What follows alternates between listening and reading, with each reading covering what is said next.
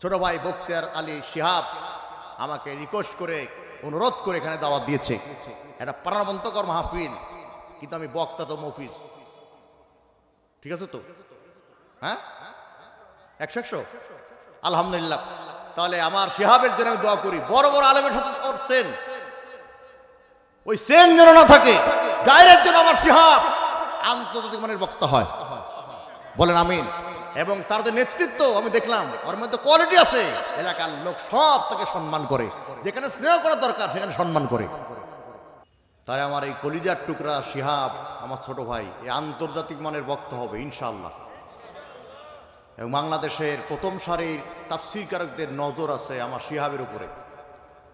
আমি নাটোরের যে কোনো একটা প্রোগ্রামে আমার এই প্রিয় ভাই সভাপতি শওকত আলী এবং আমার ছোট ভাই বখতিয়ার আলী শিহাবকে দাওয়াত দিব, সেখানে আমি সভাপতি থাকব ইনশাআল্লাহ, ইনশাআল্লাহ। তো ভাইজান ব্যস্ত মানুষ, অনেক দায়িত্ব যেগুলো শুনলাম, এবং মেরাজের মূল আয়াত উনি পড়ে দিয়েছেন। মূল বিষয়বস্তু অত্যন্ত সংক্ষিপ্ত পরিসরে গুরুত্বতার সাথে তিনি বুঝিয়েছেন। তিনি ক্লান্ত পরিশ্রান্ত, তিনি বিদায় নেবেন, আমি দোয়া করি আল্লাহ তাআলা আমার প্রিয় ভাইজানকে সহি সালামতে নিরাপদে বাড়িতে ফেরার তৌফিক দান করেন, মান আল্লাহুম্মা আমিন। আল্লাহ বলছেন, নবীজি তোমার আদর্শটাকে বিশ্ববাসীর জন্য মডেল বানিয়ে দিলাম, তবে তোমার আদর্শ থেকে আদর্শবান হবে তারা যারা 3টা গুণ অর্জন করবে। কয়টা? 3টা গুণ অর্জন করবে। 1 নম্বর গুণ হলো যারা মনে করে আল্লাহর সঙ্গে সাক্ষাৎ করতে হবে, যারা মনে করে আল্লাহর সঙ্গে মোলাকাত করতে হবে, যারা মনে করে আল্লাহর সঙ্গে দেখা করতে হবে, তাদের জন্য তুমি আদর্শের মডেল। এখন দিনাজপুরবাসীকে বলি, আল্লাহর সঙ্গে দেখা হবে কিনা? হবে, আল্লাহর সঙ্গে দেখা হবে। কিন্তু আমার দেশে অনেক মানুষ আছে বেমালুম ভুলে গেছে, ওমর খৈয়ামের মুরিদ হয়েছে, তাই গান গাইতেছে, এই বেলা ভাই মদ খেয়ে নাও, কাল নিশিতে ভরসা কই, চাঁদিনী জাগিবে যুগ যুগ ধরে, আমরা তো রবনা সই, নগদ যাব হাত পেতে নাও, পাখির খাতা শূন্য থাক, দূরের বাদ্য কিলাপ শুনে মাঝখানে যে বেজায় ফাঁক, মরে গেলে জান্নাত পাবো কি পাবো না, সেই বাকির আশায় না থেকে দুনিয়ায় টাটকা যে হুর পাওয়া যায়, একটা করে ধরো আর ধর্ষণ করো। এই জন্যে জগন্নাথ বিশ্ববিদ্যালয়ে ওই মানিক 100 নারীকে ধর্ষণ করার পরে সেঞ্চুরি উৎসব পালন করতে গিয়া মিষ্টি বিতরণ করেছে। নাউজুবিল্লাহ। পরে আগে বলেন, কথা কি ঠিক আছে? আরো ভালো করে কান লাগান। যদি ওই মানিক মনে করতো আল্লাহর সঙ্গে সাক্ষাৎ করতে হবে, 100 সেঞ্চুরি করতে পারত, তাহলে ভালো করে কান লাগান। 2 নম্বর গুণ হলো যারা মনে করে এই দুনিয়া দুনিয়া না, এরপর একটা দুনিয়া আছে, এরপর একটা জগৎ আছে, সেই জগতের নাম হলো আখিরাত। এই ভয় যাদের মধ্যে আছে তারা কখনোই নবীর আদর্শকে ছেড়ে দিতে পারে না। এখন আমি আখিরাত কি দিয়ে বোঝাবো? দিনাজপুরের ভাইয়েরা অন্তর দিয়ে শুনে রাখেন, আটলান্টিক মহাসাগর হলো 33,000 ফুট গভীরতা, আর প্রশান্ত মহাসাগর 36,000 ফুট গভীরতা বা গভীর। ওই প্রশান্ত মহাসাগরে এই দুনিয়ার দোকানদারের কাছ থেকে একটা সুচ নিয়ে যদি ওখানে সুবানি দেন বা ওখানে যদি ডুবাইয়া দেন, তাহলে ওই সুচের ছিদ্রে যে পানিটা আসবে ওই পানি হলো দুনিয়া, আর বিশাল আটলান্টিক প্রশান্ত মহাসাগরের পানি হলো আখিরাত, মানে পরকাল। একটা বার চিন্তা করছেন, আপাদা না পাদা যা শুরু আছে শেষ নাই, সে জগতের নাম কি ভাই? আখিরাত, পরকাল। এটা তারা মনে করে, তারা নবীকে আদর্শবান নেতা মেনে নেয়। 3 নম্বর, ওয়াযাকারাল্লাহ কাসীরা। যারা ব্যক্তিগত জীবনে, পারিবারিক জীবনে, সামাজিক জীবনে, অর্থনীতিতে, সংস্কৃতিতে, চাকরিতে, বিয়ে শাদিতে, ব্যবসা বাণিজ্যতে, এমনকি দেশ চালানোর ক্ষেত্রে আল্লাহকে স্মরণ করে, তাদের জন্য নবী হলো আদর্শ। তাহলে চরিত্র ভালো, আদর্শ ভালো, এ দলিল দিলেন কে? আমি আল্লাহ মানা করি। আবু লাহাব বলতেছে, আবু জাহেল, আমার নবীর চরিত্র, আমার ভাতিজার চরিত্র পাশাপাশি আদর্শ ভালো, এই জন্যে আমি মুহাম্মদকে ভালোবাসি। এটা কয় নম্বর কারণ? 2 নম্বর। কয় নম্বর? 2 নম্বর কারণ। 3 নম্বর কারণ হলো আমার ভাতিজা এমন ভাতিজা যে ভাতিজা আমানতের খেয়ানত করে না। ওই কাফির বেঈমানে না, দল করে আলাদা আর নবী দল করে আলাদা। তারপরে কাফেররা নিজের দলের নেতা কর্মীর কাছে টাকা পয়সা রাখে না, জানে যে টাকা রাখলে পারে সময় মতো দিবে না, তাই মুহাম্মদ ইসলামের কাছে জমা রাখতো, যখন চাইতো তখন পাইতো, কারণ সে আমানত রক্ষা করত, খেয়ানত করতো না। মনে রাখবেন, যারা আমানতের খেয়ানত করে তারা হলো মুনাফিক। আয়াতুল মুনাফিকি সালাসা, ইযা হাদাসা কাযাবা। মুনাফিকের 3টা আলামত, তার মধ্যে 1 নম্বর আলামত হলো কথা বললেই মিথ্যা কথা বলে। এই বাংলাদেশে যে যত বড় নেতা তার তত বড় মিথ্যা কথা। আমরা ছোটখাটো বক্তা ভাই, তাই ছোটখাটো মিথ্যা কথা বলি। যারা বড় বড় বক্তা, বড় বড় নেতা, তাদের কথা আলাদা, কথা কয় না। সত্য কথা বলবো, যত দোষ নন্দ ঘোষ, সত্যটা বললেই দোষ।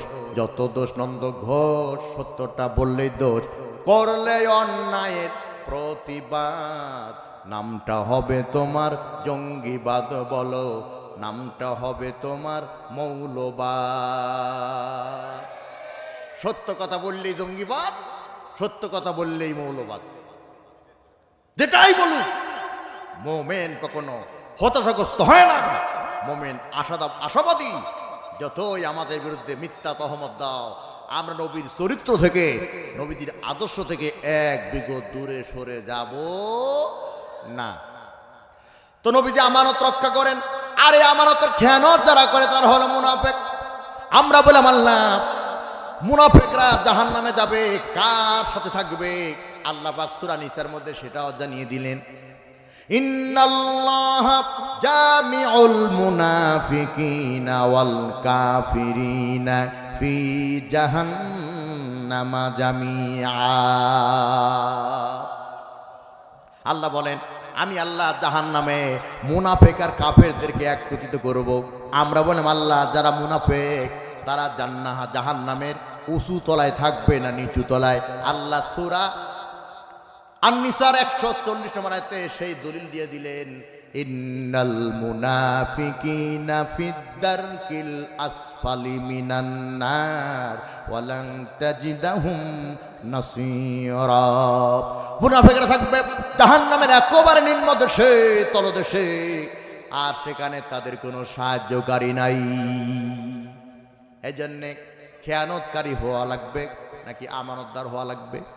তাই আবুল হাব বলতে আবু জাহেল রে, আমি আমার ভাতিজাকে কলিজাতে ভালোবাসি 5টা কারণে।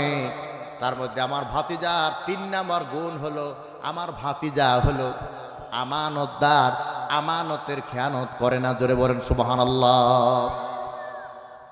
আবু জাহেল বলল, ও নেতা আবু লাহাব, তোমার ভাতিজা মুহাম্মদকে তুমি ভালোবাসো 5 কারণে।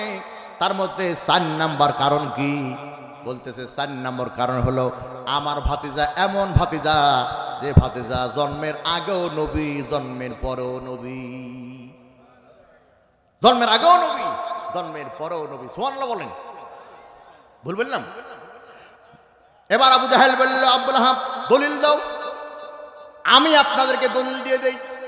আদম আলাইহিস সালাম জান্নাতে গেলেন। আদম আলাইহিস সালাম জান্নাতে পরিভ্রমণ করতেছেন, ঘুরে বেড়াচ্ছেন। হঠাৎ করে একটা বিশাল চেয়ার, ওই চেয়ারে লেখা আছে কালেমা। ওই কালেমার সাথে আছে মুহাম্মাদের নাম। হযরতে আদম আলাইহিস সালাম আল্লাহকে প্রশ্ন করেন, আল্লাহ, তোমার সাথে এই যে মুহাম্মদ লেখা, এটা কে? বলে, এই লোকটা হচ্ছে আগেও নবী, পরেও নবী, মানে বিশ্ব নবী। আরো সুন্দর করে বলি, হাদিসে পড়েছি, হুররিমাত আলাল আনবিয়া হাত্তা আদখুলুহা ওয়া হুররিমাত আলাল উমামে হাত্তা তাদখুলুহা উম্মতি। এই পৃথিবীতে যত পয়গম্বর আছে, সব পয়গম্বর আগে, আমার নবী আগে আল্লাহর জান্নাতে যাবে, আর প্রত্যেক পয়গম্বরের অধীনস্থে যত উম্মত আছে সকল নবীর উম্মতের আগে আমার নবীর উম্মত, অর্থাৎ আমরা আল্লাহর জান্নাতে যাব সবার আগে। আল্লাহু আকবার বলেন। নবীজি আসবেন সবার পরে, জান্নাত যাবে সবার আগে, আমরা নবীর উম্মত সবার পরে, আমরা জান্নাত যাব সকল নবীর উম্মতের আগে। সুবহানাল্লাহ বলবেন না? কোন নবীর উম্মত আমরা একটাবার চিন্তা করছেন? আমার ভাইয়েরা, আবু জাহেল বলতেছে, ও আবু লাহাব, তোমার ভাতিজা মুহাম্মদকে তুমি ভালোবাসো 5 কারণে, তার মধ্যে 4টা জানলাম। এইবার 5 নাম্বারটা কি? বলতেছে 5 নাম্বারটা হলো আমার নবীর চেহারা ভালো, আমার নবীর আদর্শ ভালো, আমার নবী আমানতদার, আমার নবী মানে আমার ভাতিজা জন্মের আগে থেকেই নবী, আর আমার নবী এমন নবী যে নবী গোটা বিশ্ববাসীর জন্য রহমত। আমরা মানি না কিন্তু আমরা জানি, আবুল হাব বলতেছে আমরা মানি না কিন্তু জানি মুহাম্মদ সাল্লাল্লাহু আলাইহি ওয়াসাল্লাম হলো গোটা বিশ্ববাসীর জন্য রহমত। দলিল কোথায়? সূরা আম্বিয়া 107 নম্বর আয়াত। কোরআনের তাবলীগ করতে গেলে পাবলিক হত্যা করার পরিকল্পনা করবে। কেমন পরিকল্পনা? কান লাগান। আল্লাহর নবী বসে আছেন কাবার পাশে, সাহাবায়ে কেরামদেরকে কোরআন থেকে তালকিন দিতেছেন। নবীজি কোন সূরা তেলাওয়াত করতেছিলেন? কোরআনের হাট, কোরআনের হৃৎপিণ্ড, কোরআনের দেহ, সূরা ইয়াসিন। সূরার নাম কি? ইয়াসিন ওয়াল কুরআনিল হাকীম ইন্নাকা লামিনাল মুরসালিন আলা সিরাতিম মুস্তাকিম।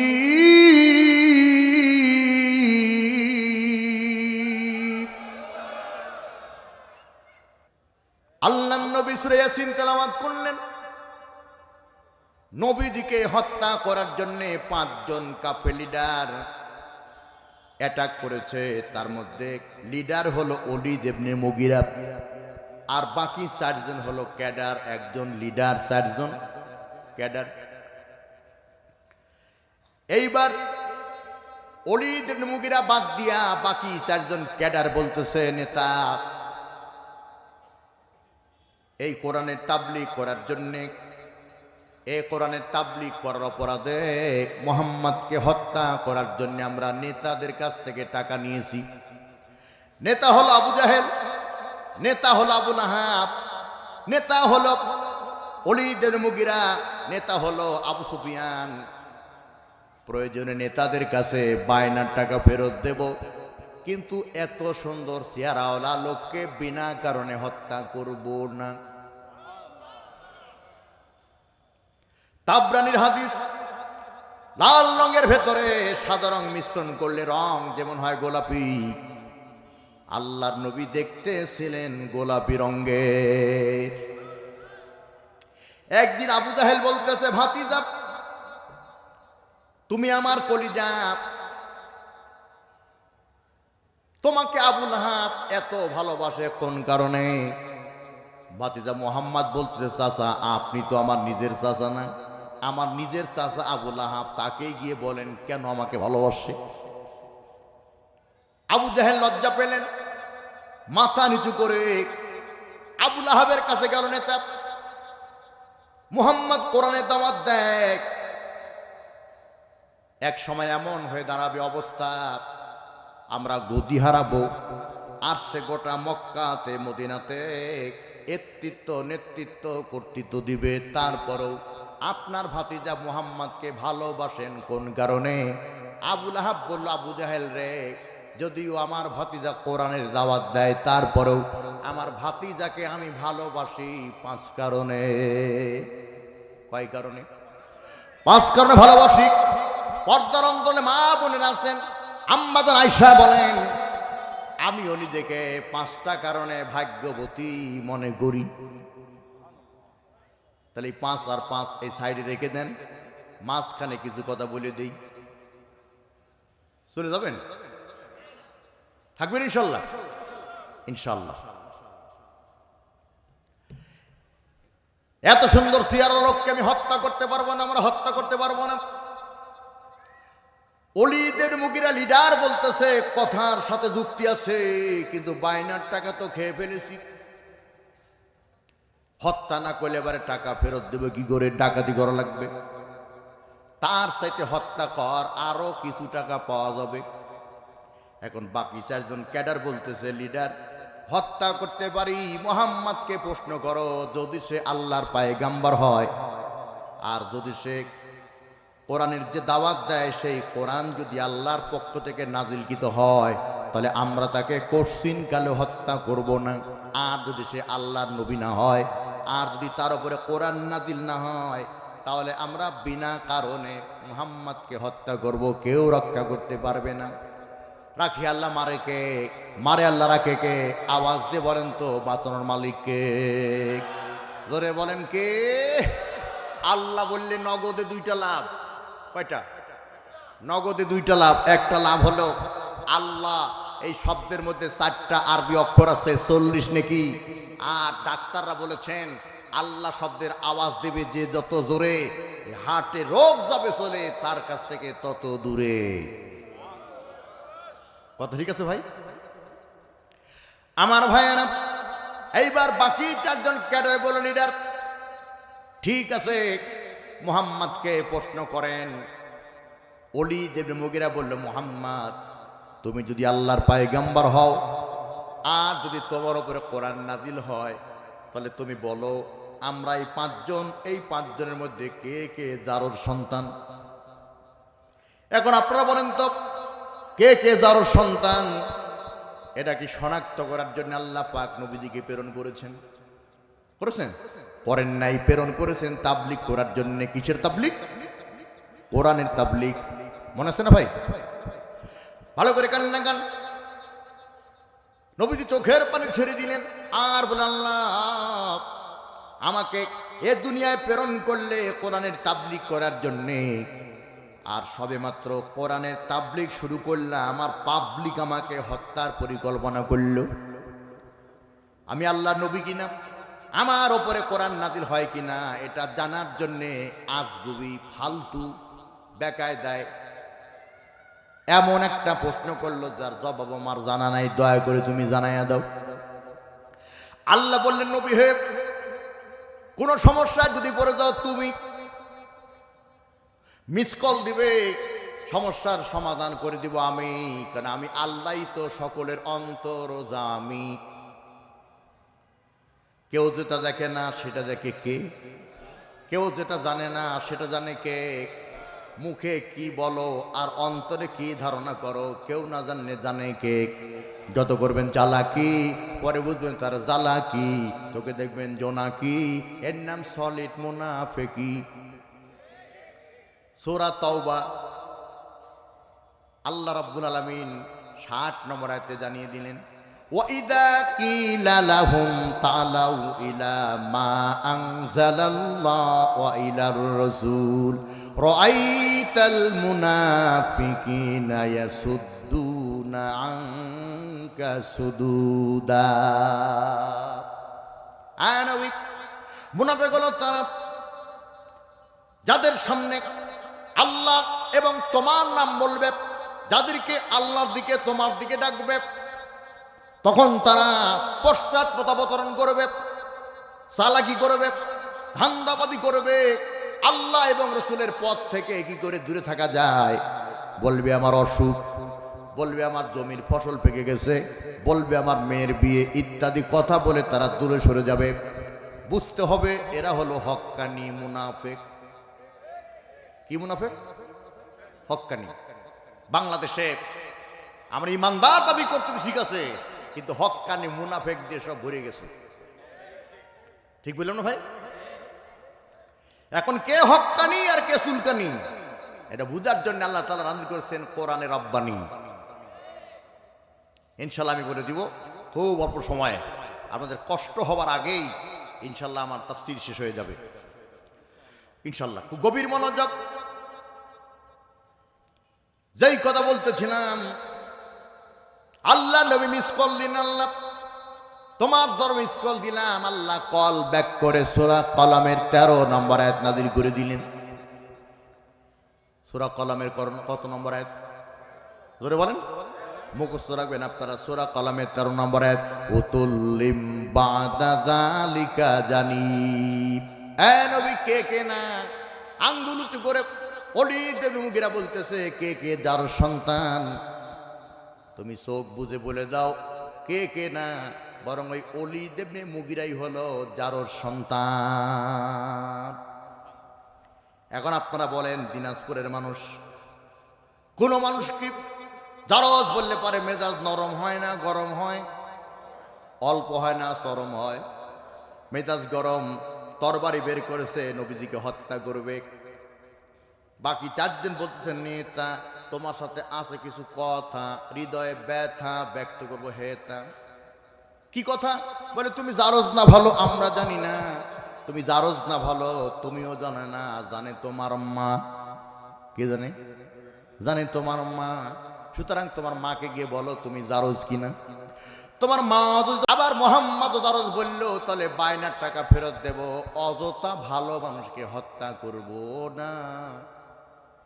আর যদি মোহাম্মদ তোমাকে জারজ বলে আর তোমার মা যদি ভালো বলে, তাহলে মোহাম্মদকে ছেড়েও দিব না।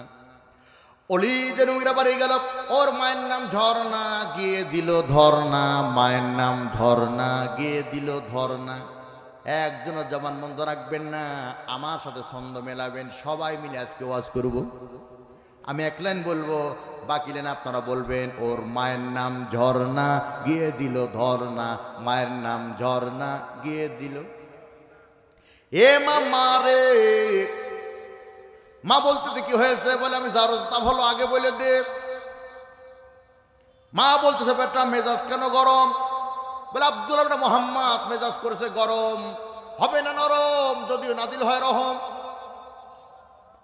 কি হয়েছে? বলে আব্দুল্লাহ বেটা আমাকে জারজ সন্তান বলেছে, আগে বলো আমি জারজ না ভালো। ওলীদ ইবনে মুগীরার মা হেসে দিল আর ডাক দিয়ে বললো, এ ওলীদ ইবনে মুগীরা শুনে রাখ, আব্দুল্লাহ বেটা মোহাম্মদ যদি তোকে জারজ বলে তোর ঠিকই বলেছে, কারণ জিন্দেগিতে ওই ছেলেটা মিথ্যা কথা বলে না। কিন্তু সেই নবীর উম্মত আমরা, চাষ তলে বসে সকালে মিথ্যা কথা না বললে আমাদের দিনই কাটে না। 5 আগস্টের আগে 5 আগস্টের আগে মানুষ মিথ্যা কথা বলতো না পাপ হবে বলে, আর 5 আগস্টের আগে মানুষ সত্য কথা বলতো না বিপদে পড়বে বলে। সত্য কথা বলতে গেলে যেতে হবে জেলে, সত্য কথা বলতে গেলে যেতে হবে জেলে। এই আশঙ্কা ছিল বাংলার ঘরে ঘরে, জালিম শাহের করি না ভয়, তাতে যদি মোর মরণ হয়, তাতে যদি মোর জীবন যায়। যেখানে অন্যায় সেখানেই প্রতিবাদ, প্রয়োজনে জীবন যাবে। জালিম ফুজ্জার কাফের নাস্তিক তাগুত মুত্তার স্বৈরাচার, এদের সাথে আমাদের আপোষ হবে না, হবে না, হবে না। 2 হাত তুলে বলেন ঠিক কিনা মুসলমান?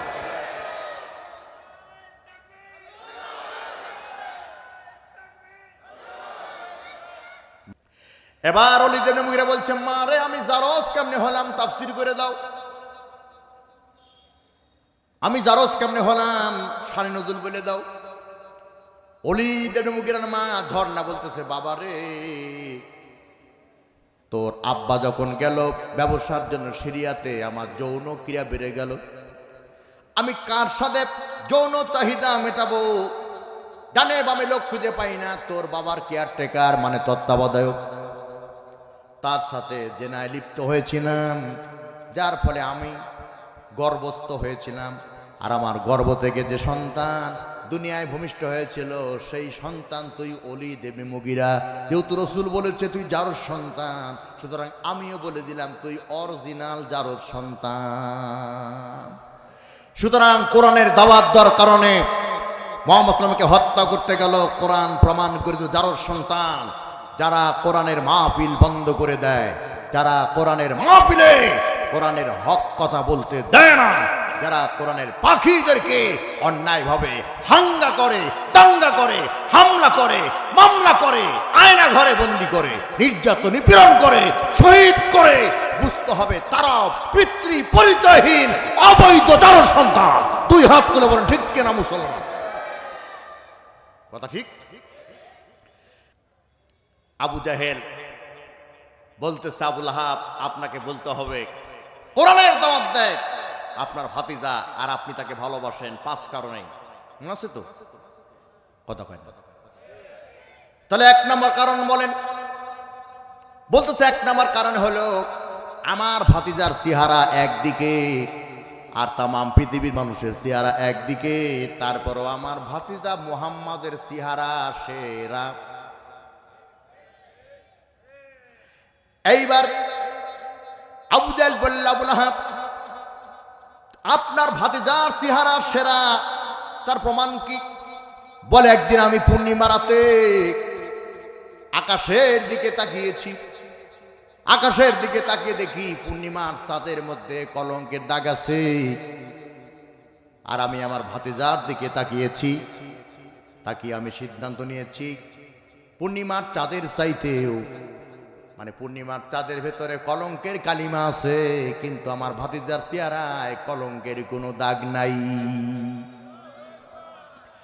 আরো একটু ব্যাকে যাই, ইউসুফ আলাইহিস সালামের চেহারা দেখে তদানীন্তন মেয়েরা আপেল কাটা পরিবর্তে আঙ্গুল কেটেছিল। ওই মেয়েরা যদি জিন্দা থাকতো আর আমার নবী যদি বেঁচে থাকতো, তাহলে ওই মেয়েরা আঙ্গুল না বরং নিজের কলিজা পর্যন্ত কেটে দিত। তাহলে ভালো করে কান লাগান। আবু জাহেলের প্রশ্নের জবাবে আবুল আহাব বলে, 1 নম্বর কারণ চেহারা ভালো তাই ভালোবাসি। 2 নম্বর কারণ হলো মুহাম্মদ ইসলামের চরিত্র ফুলের মতো পবিত্র। সুবহানাল্লাহ বলবেন না ভাই? আবুল আহাব নিজেই বলতেছে আমার ভাতিজা চেহারা সুন্দর, চরিত্র পবিত্র, অথচ আমরা স্লোগান দেই, মাইন্ড করবেন না ভাই, অমুক নেতার চরিত্র ফুলের মতো পবিত্র, নামাজ পড়ে 1 ওয়াক্ত, গাঁজা খায় 6 ওয়াক্ত, মানে তাহাজ্জুদ সহ।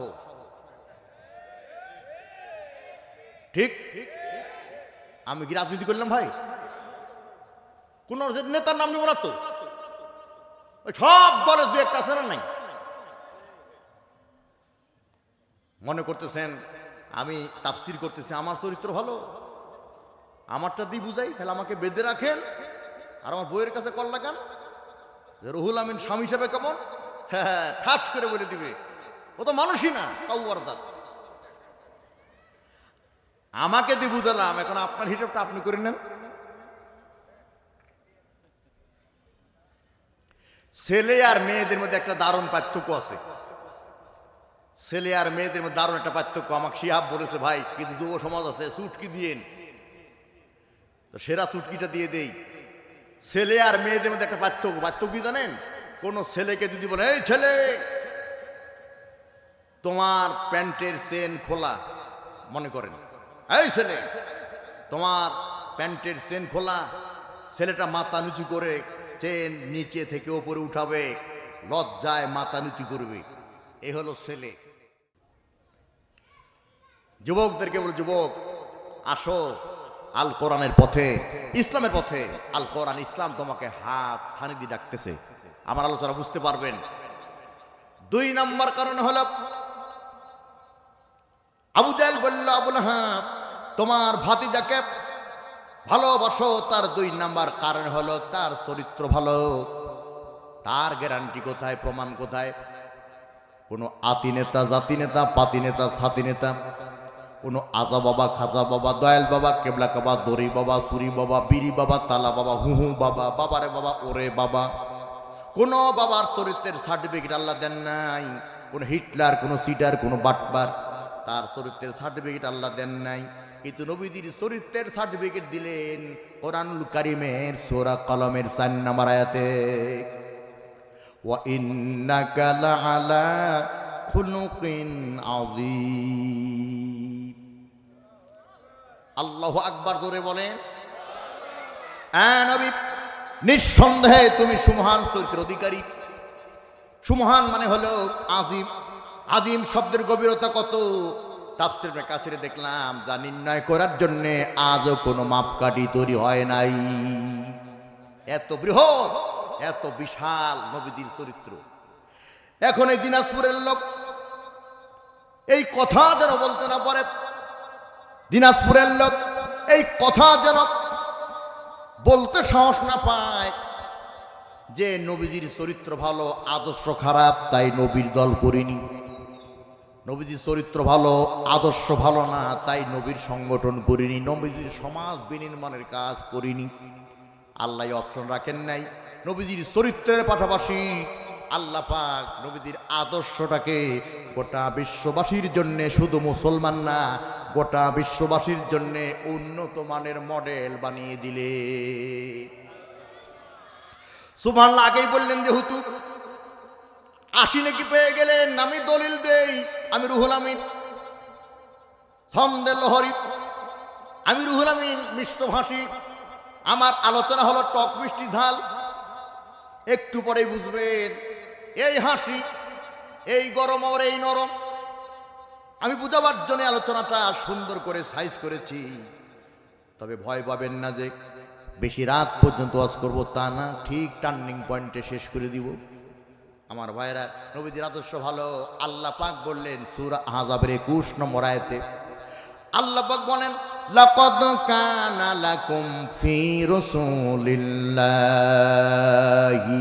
উসওয়াতুন হাসানা লিমান কানা ইয়ারজুল্লাহা ওয়াল ইয়াউমাল আখিরা ওয়া যাকারাল্লাহা কাসীরা। আল্লাহু আকবার বলরে মুমিন, তারি আকাশ আর তারি জমিন। আল্লাহু আকবার বলরে মুমিন, লিল্লাহে তাকবীর। আল্লাহ বলছেন, নবীজি তোমার আদর্শটাকে বিশ্ববাসীর জন্য মডেল বানিয়ে দিলাম। তবে তোমার আদর্শ থেকে আদর্শবান হবে তারা যারা 3টা গুণ অর্জন করবে। কয়টা? 3টা গুণ অর্জন করবে। 1 নম্বর গুণ হলো যারা মনে করে আল্লাহর সঙ্গে সাক্ষাৎ করতে হবে, যারা মনে করে আল্লাহর সঙ্গে মোলাকাত করতে হবে, যারা মনে করে আল্লাহর সঙ্গে দেখা করতে হবে, তাদের জন্য তুমি আদর্শের মডেল। এখন দিনাজপুরবাসীকে বলি, আল্লাহর সঙ্গে দেখা হবে কিনা? হবে, আল্লাহর সঙ্গে দেখা হবে। কিন্তু আমার দেশে অনেক মানুষ আছে বেমালুম ভুলে গেছে, ওমর খৈয়ামের মুরিদ হয়েছে, তাই গান গাইতেছে, এই বেলা ভাই মদ খেয়ে নাও, কাল নিশিতে ভরসা কই, চাঁদিনী জাগিবে যুগ যুগ ধরে, আমরা তো রব না সই, নগদ যাব হাত পেতে নাও, পাখির খাতা শূন্য থাক, দূরের বাদ্য কিলাপ শুনে মাঝখানে যে বেজায় পাক, মরে গেলে জান্নাত পাবো কি পাবো না, সেই বাকির আশায় না থেকে দুনিয়ায় টাটকা যে হুর পাওয়া যায়, একটা করে ধরো আর ধর্ষণ করো। এই জন্যে জগন্নাথ বিশ্ববিদ্যালয়ে ওই মানিক 100 নারীকে ধর্ষণ করার পরে সেঞ্চুরি উৎসব পালন করতে গিয়া মিষ্টি বিতরণ করেছে। নাউজুবিল্লাহ। পরে আগে বলেন কথা কি ঠিক আছে? আরো ভালো করে কান লাগান। যদি ওই মানিক মনে করতো আল্লাহর সঙ্গে সাক্ষাৎ করতে হবে, 100 সেঞ্চুরি করতে পারত, তাহলে ভালো করে কান লাগান।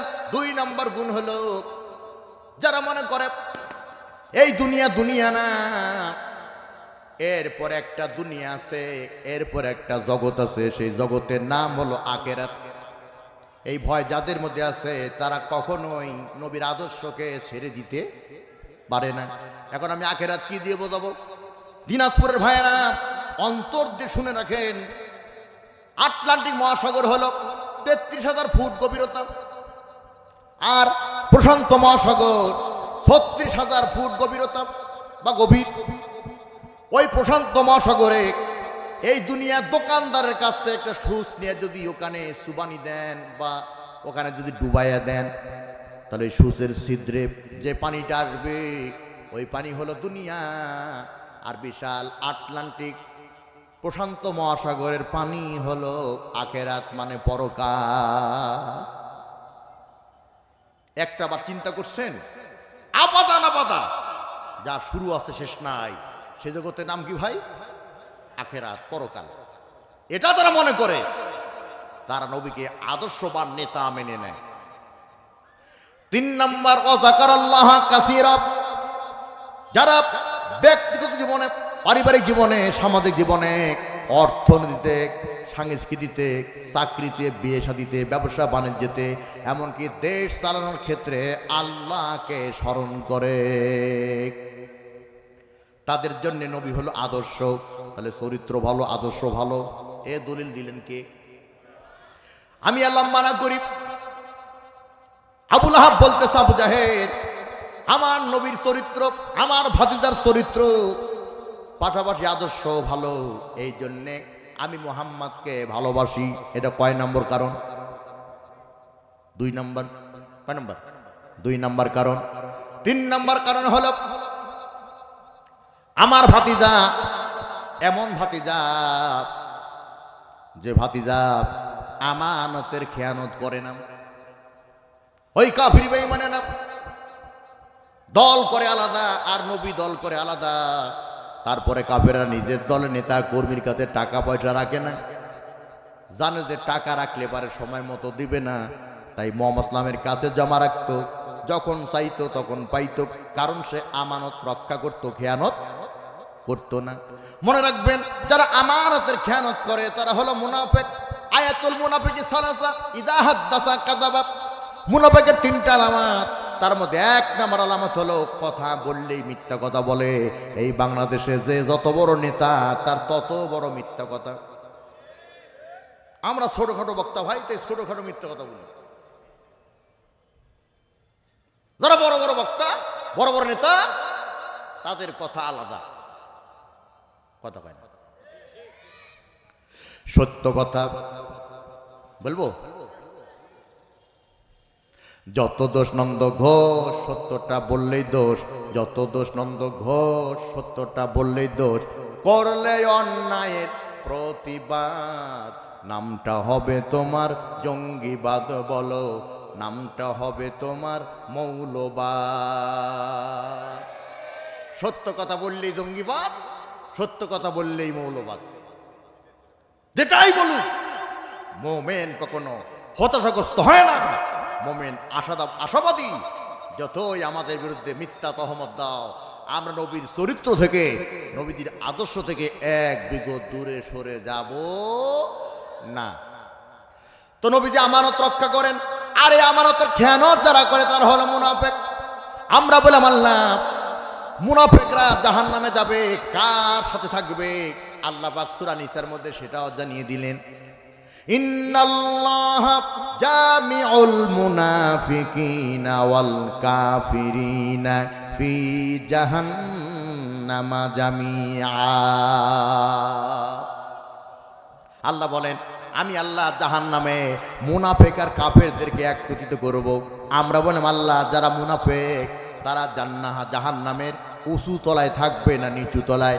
আল্লাহ সূরা আন-নিসার 140 নম্বর আয়াতে সেই দলিল দিয়ে দিলেন, ইন্নাল মুনাফিকিনা ফিদ-দারকিল আসফালি মিনান নার ওয়ালান তাজিদাহুম নাসীরা।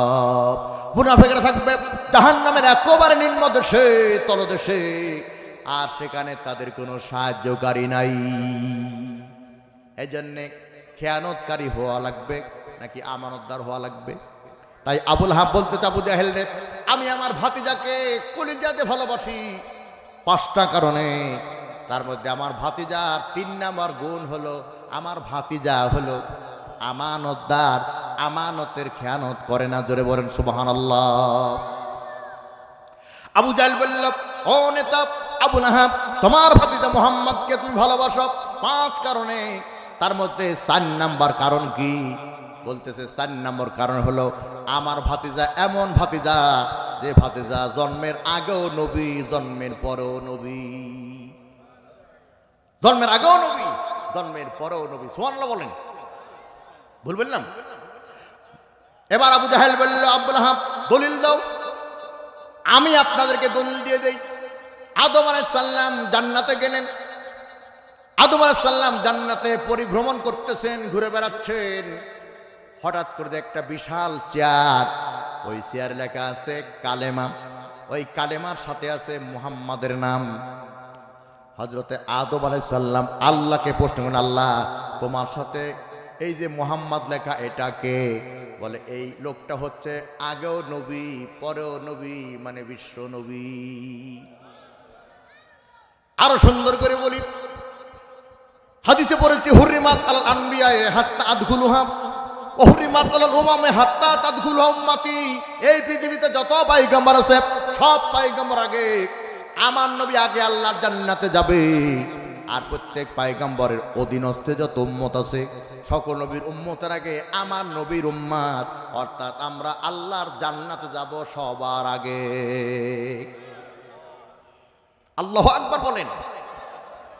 নবীজি আসবেন সবার পরে, জান্নাত যাবে সবার আগে, আমরা নবীর উম্মত সবার পরে, আমরা জান্নাত যাব সকল নবীর উম্মতের আগে। সুবহানাল্লাহ বলবেন না? কোন নবীর উম্মত আমরা একটাবার চিন্তা করছেন? আমার ভাইয়েরা, আবু জাহেল বলতেছে, ও আবু লাহাব, তোমার ভাতিজা মুহাম্মদকে তুমি ভালোবাসো 5 কারণে, তার মধ্যে 4টা জানলাম। এইবার 5 নাম্বারটা কি? বলতেছে 5 নাম্বারটা হলো আমার নবীর চেহারা ভালো, আমার নবীর আদর্শ ভালো, আমার নবী আমানতদার, আমার নবী মানে আমার ভাতিজা জন্মের আগে থেকেই নবী, আর আমার নবী এমন নবী যে নবী গোটা বিশ্ববাসীর জন্য রহমত। আমরা মানি না কিন্তু আমরা জানি, আবুল হাব বলতেছে আমরা মানি না কিন্তু জানি মুহাম্মদ সাল্লাল্লাহু আলাইহি ওয়াসাল্লাম হলো গোটা বিশ্ববাসীর জন্য রহমত। দলিল কোথায়? সূরা আম্বিয়া 107 নম্বর আয়াত।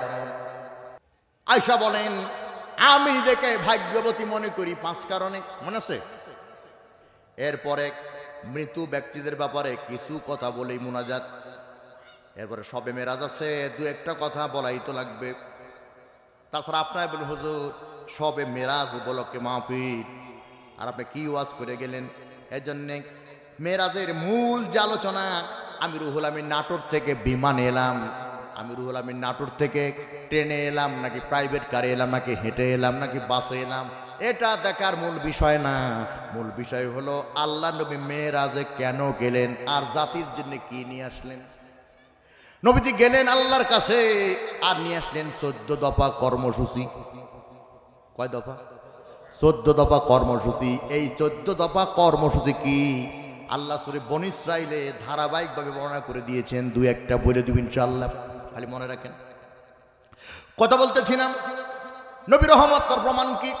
আল্লাহ নবী ডাক দিলেন আবু বকর, আবু বকর এমন আবু বকর, আল্লাহ নবী ডাক দিল আবু বকর, এই যে জান্নাত দেখতেছো এই জান্নাতে তারাই প্রবেশ করবে যারা 5 ওয়াক্ত নামাজ পড়েছে। কয়েকটা? 5 ওয়াক্ত। আবু বকর, এই যে জান্নাত দেখতেছো এই জান্নাতে তারা যাবে যারা নামাজ পড়েছে। সেই নামাজ পড়ার কথা, তাকান আমার দিকে, তাছাড়া ভুলে যাবেন। সেই নামাজ পড়ার কথা কোরআনে এক জায়গায় আছে, আর নামাজ কায়েম করতে হবে সেই কথা কোরআনে 82 বার আছে। এখন আপনারা বলেন একবারের গুরুত্ব বেশি নাকি 82 বারের গুরুত্ব বেশি? তাহলে নামাজ পড়ার গুরুত্ব বেশি না নামাজ কায়েমের গুরুত্ব বেশি? নামাজ কায়েমের। এখন আপনাদের কাছে আলোচনার বিষয় হলো নামাজ যে পড়তে হবে সেই কথা কোন সূরাতে কোন আয়াতে আছে, আর নামাজ কায়েম করতে হবে সেই কথা কোরআনে কোথায় কোথায় আছে। এই 82টা আয়াত আমার মুখস্থ, অথবা 82টা আয়াত আমার ডায়েরিতে লেখা আছে। এটা বলতে গেলে 3 দিন ব্যাপী তাফসীর করলেও তাফসীর শেষ হবে না। আমি শুধু কয়েকটা আয়াত পড়ে দিব, খুব ভালো লাগবে, এর মধ্যে চুটকিও দিয়ে দিব, যুবকদের ভালো লাগবে। নামাজ পড়ো এই কথা আছে সূরা কাউসারে 2 নম্বর আয়াতে।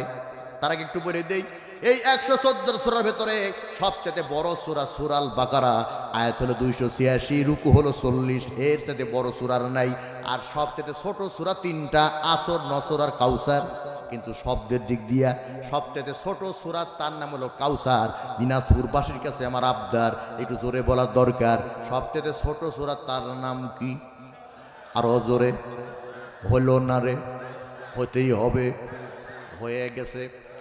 এই সূরা কাউসারের 2 নম্বর আয়াতে নামাজ পড়ো, সেই কথা আছে ফাসল্লি লিরাব্বিকা ওয়ানহার। নবী হে, তোমার রবের সন্তুষ্টির জন্য নামাজ পড়ো আর কুরবানি দাও। এখানে নামাজ পড়ার কথা আছে না নাই? এই একবার সারা কোরআনে কোনো জায়গায় নামাজ পড়ার কথা নাই, কিন্তু নামাজ কায়েম করো সেই কথা আছে 82 জায়গায়। কোথায় কোথায় আছে? আসেন একটু কোরআনের গভীরের মধ্যে ঢুকে যাই, আসেন কোরআনের মধ্যে ঢুকে যাই, প্রবেশ করি। কোথায় কোথায় আছে? আছে হলো সূরা আন-নূরের 56 নম্বর আয়াতে আল্লাহ রাব্বুল আলামিন বলেন ওয়াকিমুস সালাতা ওয়া আতুজ যাকাতা ওয়া আতিউর রাসূলা লাআল্লাকুম তুরহামুন। আল্লাহ বললেন তোমরা নামাজ কায়েম করো, যাকাত প্রদান করো, আর তোমরা আমার রাসূলের আনুগত্য করো, তাহলে আশা করা যায় তোমরা রহমত প্রাপ্ত হয়ে যাবে। এখানে নামাজ কায়েমের কথা আছে না নাই? কথা বলেন, আছে না নাই? আর কোথায় আছে ভাই? আল্লাহ রাব্বুল আলামিন সূরা বাকারার প্রথম রুকুতে বলেন ওয়াকিমুস সালাতা ওয়া আতুজ যাকাতা ওয়ারকাউ মা'আর রাকিঈন। তোমরা নামাজ কায়েম করো, যাকাত প্রদান করো, আর রুকুকারীদের সাথে রুকু করো। নামাজ কায়েমের কথা আছে না নাই? আর কোথায় আছে? সূরা হজের ভিতরে আছে ওয়াকিমুস সালাতা ওয়া আতুজ যাকাতা ওয়া মাইয়াতাসিমু বিল্লাহ। তোমরা নামাজ কায়েম করো, যাকাত প্রদান করো, আর আল্লাহ রশিকে শক্ত করে আঁকড়ে ধরো। এখন আল্লাহ রশি হলো একটি, ধরে কোন আল্লাহ রশি কয়টি? ধরতে হবে শক্ত করে সকলকে। রশি কয়টি? একটি। রশি যদি একটা হয় তাহলে আপনি কেমনে বানালেন? কোথায় পেলেন রশি? 8 রশি। কোথায় পেলেন 8 রশি? বরত্বের জন্য বলছি না, সিলেট থেকে মাহফিল করে ঢাকায় বিমান যোগে, ওখানে প্রাইভেট কারে করে মাহফিল টাঙ্গাইলে। কর্তৃপক্ষে বললাম ভাই, যেমন আমার শিহাব আমাকে যাতে কেউ বিরক্ত না করে 3 তলা রেখেছে, আমিও দারুণ রিল্যাক্সে ছিলাম। আমার টার্গেট ছিল রাত্রে থেকে যাব, কাল সকালে নাস্তা করে বাড়ি যাব, কারণ আমার লালপুর গ্রিন ভ্যালি পার্কের পাশে মাহফিল। কিন্তু সম্মান দর মালিক আল্লাহ, যেই হাই স্কুলে ভর্তির জন্যে বারবার বারান্দাতে ঘুরেছি, চান্স পাই নাই। মানে সরকারি গভর্নমেন্ট বয়েজ স্কুল, সেই স্কুলে বিরাট একটা বছরের ব্যবধানে আল্লাহ পাক কালকে আমাকে প্রধান বক্তা হিসাবে কবুল করেছেন। সকাল 11টায় বার্ষিক দোয়া মাহফিল, ওই মাহফিল আমাকে যেতে হবে। তারপর রাত্রে আবার আরেকটা মাহফিল আছে, তাছাড়া আমি থেকে যেতাম। আমি লম্বা না করি, খুব ভালো করে কান লাগান। যে কথা আপনাদেরকে বলতেছিলাম, টাঙ্গাইল লোকদেরকে বললাম আমাকে আলাদা জায়গা দেন, বিশ্রাম নেব। বিশ্রাম নেওয়ার জন্য জামা কাপড় খুলে প্রস্তুতি নিচ্ছি, এমত অবস্থায় মাথায় টুপি, মুখে দাঁড়ি, গায়ে হলো জুব্বা, এরকম একটা লোক এসে বলতে যে হুজুর আমি গান শোনাবো। আমি বললাম গান? কোন গান? একটা গান আছে যে গান হলো কিয়ামতের আলামত। বল না হুজুর, এটা হচ্ছে আল্লাহর পক্ষ থেকে নেয়ামত। আমি বললাম তাহলে ঠিক আছে। ইসলামী গান শুনলে অনেক সময় ইমান বাড়ে। যেমন আমার পরিচালক ভাই গান গেল মায়ের, আপনাদের অনেকের চোখের পানিতে ছিল, ঠিক আছে না? আমিও মায়ের কথা বলবো একটু পরে, আপনাদের পানি আসবে ইনশাল্লাহ, লম্বা করবো না। তাই বললাম ভাই রে, গান যদি ইসলামী গান হয়, আল্লাহ নিয়ামত হয়, তাহলে গাও। এমন গান গেয়ে দিল, মেজাজ যা নরম ছিল আরো গরম হয়ে গেল। গান গাইতেছে আঙ্গ বাবার দরবারে যত গরু যায়, আঙ্গ বাবার দরবারে যত গরু যায়, তমগো বাবার দরবারে তত মানুষ নাই হয়। যে হাদি কয় গরুর দরবারে তো গরুরাই যায়। তাহলে আল্লাহ বললেন রশি হলো একটা, ওরা বলল 8 রশি। এখন আপনারা 8 রশি না 1 রশি? ওয়াতাসিমু বিহাবলিল্লাহি জামিয়া ওয়ালা তাফাররাকু। মতবিরোধ থাকতেই পারে, ভুলে যাও।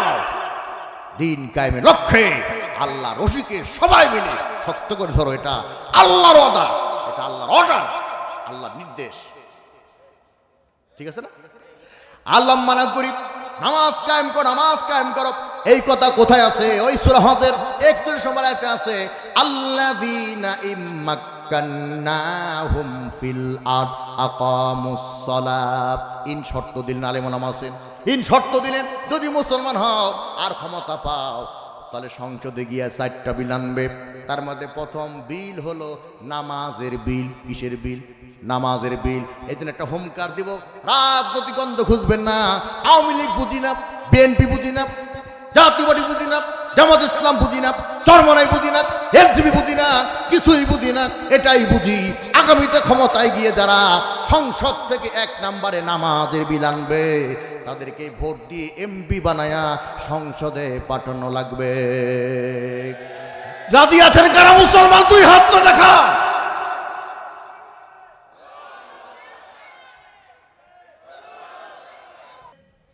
এই দিনাজপুরের রেলগেট বাজারে জামি মসজিদে এই এলাকার যুবক গেছে জীবনের প্রথম আসরের নামাজ জামাতে পড়ার জন্য। জীবনের প্রথম কোন নামাজ? জোরে বলেন। আসরের নামাজ পড়ার জন্য জীবনের প্রথম গেছে রেলগেট মসজিদে। ইমাম সাহেবের পিছনে নামাজ পড়ে 2 বন্ধু, এই 2 জন বাইরে এসে গন্ডগোল লাগাইছে। একজন বলতেছে ইমাম ভুল করে নামাজ 4 রাকাত জায়গায় 3 রাকাত পড়াইছে। এখন ওই বন্ধু বলতেছে তোর ইমানদারি নাই, তোর নামাজের মধ্যে দোকানদারি ছিল তাই 1 রাকাত ছুটে গেছে।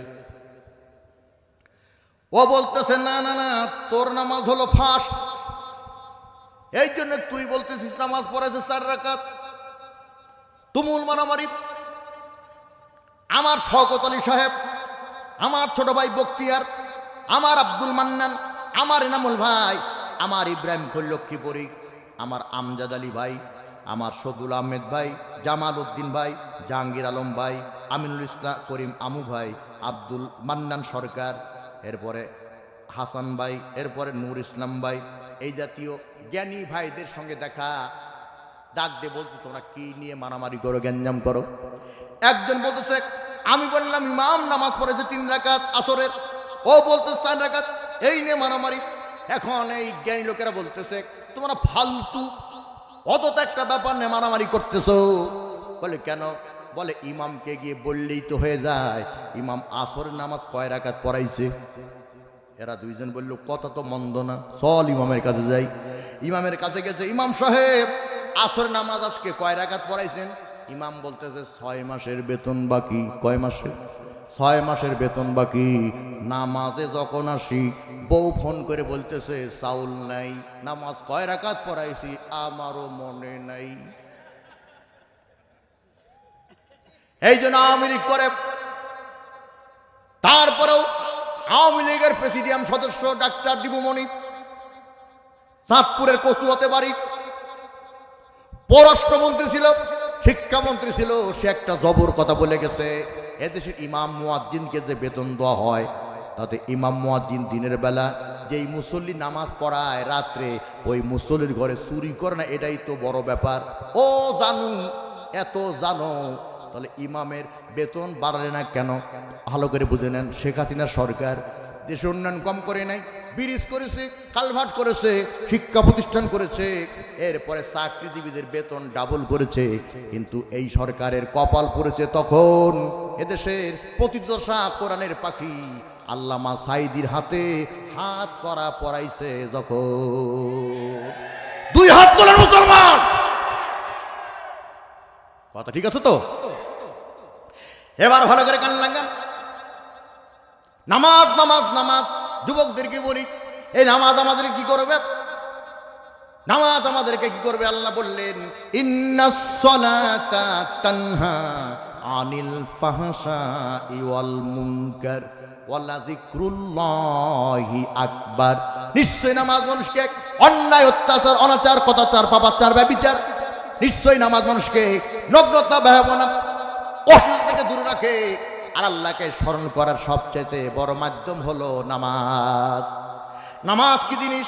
30 পারা সূরা নাবা, 30 পারার প্রথম সূরা সূরা নাবা। এই সূরা নাবার 40 নম্বর আয়াতে আল্লাহ বললেন ইন্নাস সালাতা কানাত আলাল মুমিনিনা কিতাবাম মাওকুতা। নিশ্চয় আমি আল্লাহ নামাজটাকে ফরজ করেছি সময়ের সাথে সামঞ্জস্য রেখে। ফজরের নামাজ জোরে পড়লে হবে না, জোহরের নামাজ আসরে পড়লে হবে না, আসরের নামাজ মাগরিবে পড়লে হবে না, মাগরিবের নামাজ এশায়ে পড়লে হবে না। নামাজের শিক্ষা হলো ও দিনাজপুরের লোক 9টার অফিস তোমার, 11টায় গিয়ে হাজিরা খাতায় সই করলে বেতন হালাল হবে না। কথা ঠিক আছে কিনা?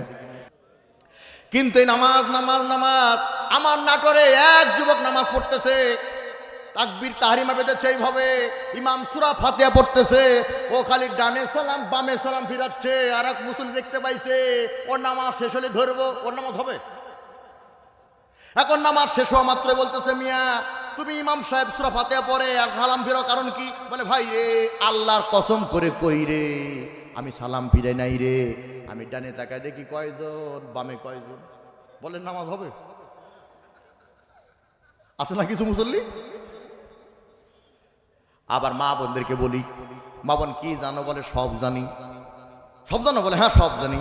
এক নাটোরের মেয়েকে বলছিলাম গোসলের নিয়াত বলো, বলতেছে না হয়তো গুসলা, সার আগে সাবান দিয়ে কুসলা। সব জানে, কিছু জানে না। আছে না? এটা আমার দিনাজপুর মা বোনেরা অনেক ইসলাম প্রেমী আছে না? আছে ইনশাআল্লাহ, আলহামদুলিল্লাহ। আল্লাহ মানা করি, নবী রহমত এটা বুঝাবার জন্য নামাজের কাছে গেছি। আবু বকর, এই যে জান্নাত দেখতেছো, এই জান্নাত তারা যাবে যারা নামাজি। আবু বকর, এই যে জান্নাত দেখতেছো, এই জান্নাত তারা যাবে যারা রোজা রেখেছে। আবু বকর, এই যে জান্নাতের তলা দেখতেছো, এই জান্নাতে তারা যাবে যারা যাকাত দিয়েছে, এই জান্নাতে তারা যাবে যারা দান খয়রাত করেছে। আবু বকর চোখের পানি ছেড়ে কাঁদিয়ে, রাসূলুল্লাহ জান্নাতের সব দরজা দিয়ে প্রবেশ করবে এমন অধিকার কি কারো নাই?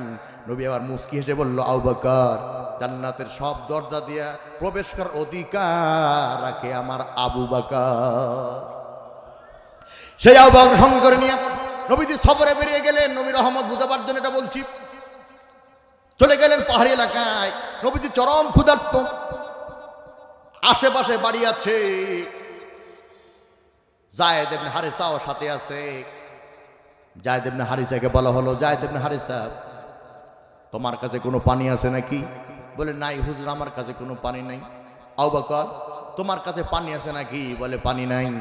নবীজি বললেন, ওই যে দূরে বাড়িঘর দেখা যায়, ওই বাড়িঘর থেকে দেখো তো এক বিন্দু পানি পাও কিনা, আমি ঠোঁটটা অন্তত ভেজাবো।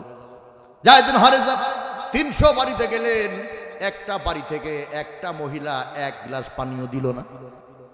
একটা মহিলা বলতেছে, যায়েদ ইবনে হারিসা দাঁড়াও, আমি তোমাকে পানি দিচ্ছি, যে পানি নবী ব্যবহার করবে, পান করবে।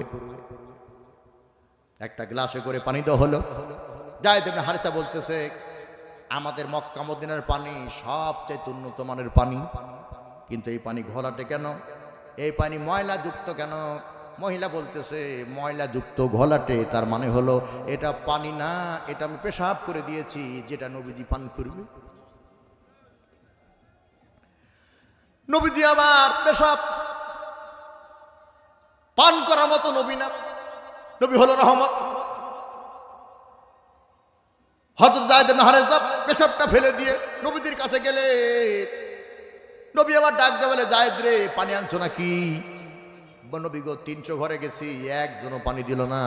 একটা মেয়ে পেশাব করে দিয়েছে, আমি পেশাবটা ফেলে দিয়েছি, আপনি বদদোয়া করে দেন, ধ্বংস হয়ে যাক। নবীজি চোখের পানি ছেড়ে দিলে হাত দিলেন, হাত তুললেন। আবু বকর, যায়েদ ইবনে হারিসা মনে মনে ভাবলেন, নবী বোধহয় এবার বদদোয়া করবে, কিন্তু নবীজি দোয়া করলেন, আল্লাহুম্মা হাদি কওমি ওয়া ইন্নাহুম লা ইয়ালামুন। আয় আল্লাহ, আমার কওমকে হেদায়েত করে দাও, কারণ তারা জানে না যে আমি রহমত। নবীজি তাকায় দেখে ওই দূরে একটা রাখাল বকরি চড়ায়। আবু বকর, যাও যাও যাও, ওখান থেকে একটা বকরি নিয়ে আসো, আমি ওই বকরি দহন করে দুধ পান করব। আবু বকর বকরি রাখালকে সালাম দিলেন। বকরি রাখালকে বলো, রাখাল একটা বকরি দাও। আমার ভাইয়েরা, রাখাল বলল, বকরি দিয়ে লাভ কি? বল, নবীজি নিজ হাতে দহন করে দুধ পান করে পিপাসা নিবারণ করবে। রাখাল ডাক দিয়ে বলতেছে, একটা কেন, সব বকরি আমি দিয়ে দিতাম, কিন্তু সব বকরি দিয়েও লাভ নাই, কারণ বন্দা একটারও বাচ্চা হয় না, দুধ পাবে না। নবীজির কাছে চলে গেল আবু বকর। নবীজি ডাক দিয়ে বলে, আবু বকর, বকরি কোথায়? বলে, বকরি দিল না, সব বন্দা বাচ্চা হয় না, দুধ পাওয়া যাবে না। নবীজি বললেন, ওই বন্দা একটা বকরি নিয়ে আসো। নবীজির কাছে একটা বন্দা বকরি নিয়ে আসা হলো। বিসমিল্লাহ বলে ওলানে হাত দিলেন, সঙ্গে সঙ্গে দুধের ফোয়ারা বেরিয়ে গেল। রহমত নবী কাকে বলে। এবার নবীজি ওই দুধটাকে 3 ভাগ করলেন। ইচ্ছা করলে একাই পান করতে পারতেন, কিন্তু নবী শুধু নবী না, নবী শুধু রহমত না, নবী ইনসাফের নবী। তাই জন্য 3 ভাগ করে 1 ভাগ নিজে পান করলেন, 1 ভাগ আবু বকরকে পান করালেন, আর বাকি ভাগ দুধ বকরি রাখালকে খাওয়ায়া ইনসাফ কায়েম করে দিলে। নবীজি রহমত, এটা বুঝতে আপনাদের কি আর কোনো বাকি আছে? যদি না থাকে তাহলে আবু জাহেল আবুল আহাবকে বলেছিল, আবুল আহাব তোমার ভাতিজা কোরআনের দাওয়াত দেয়, একদিন আমাদের গদি চলে যাবে, তারপরও কলিজা দিয়া তোমার ভাতিজা মুহাম্মদকে এত ভালোবাসো কোন কারণে? আবুল আহাব বলেছিল 5 কারণে। কয় কারণে? 5 কারণে। 1 নাম্বার, আমার ভাতিজার চেহারা পৃথিবীর সেরা। 2 নাম্বার, আমার নবীর চরিত্র ফুলের মতো পবিত্র। দলিল দিছি না ভাই? 3 নাম্বার, আমার নবী আমানতদার, আল্লাহ হলো জামিনদার। 4 নাম্বার, আমার ভাতিজা এমন নবী যে নবী জন্মের আগেও নবী, যে নবী জন্মের পরেও নবী। আর 5 নাম্বার, সেই নবী হলো বিশ্ববাসীর জন্য রহমত। জোরে বলেন সুবহানাল্লাহ। আর কি বুঝতে বাকি আছে?